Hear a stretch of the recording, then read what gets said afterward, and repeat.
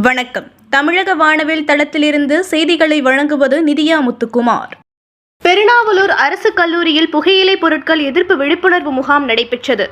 இனி விரிவான செய்திகள்.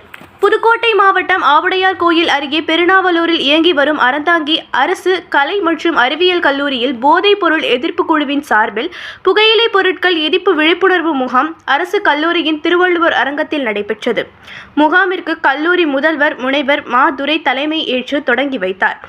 முகாமில் சிறப்பு அழைப்பாளராக பங்கேற்ற புதுக்கோட்டை அரசு மருத்துவக் கல்லூரி மருத்துவமனை புகையிலை தடுப்பு பிரிவின் உளவியல் ஆலோசகர் அறிவமுதன் புகையிலை பழக்கத்தினால் ஏற்படும் பல்வேறு தீமைகளை மாணவர்களுக்கு சான்றுகளுடன் சுட்டிக்காட்டி புகையில்லா வாழ்க்கையின் சிறப்பையும் எடுத்துரைத்தார். முகாமில் கல்லூரியின் அனைத்து துறை மாணவர்கள் பலரும் பங்கேற்று பயனடைந்தனர். கல்லூரி நாட்டு நலப்பணி திட்ட அலுவலர் பழனித்துறை அனைவரையும் வரவேற்றார்.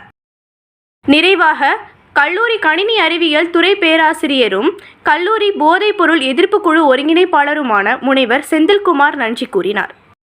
கல்லூரி பேராசிரியர்கள் ராதிகா, மோகனா, முனைவர் செல்வி, ஜீவரத்தினம், சிவராஜன் உள்ளிட்ட பலரும் பங்கேற்றனர். தமிழக வானவில் செய்திகளுக்காக புதுக்கோட்டை செய்தியாளர் கே. நாகராஜன்.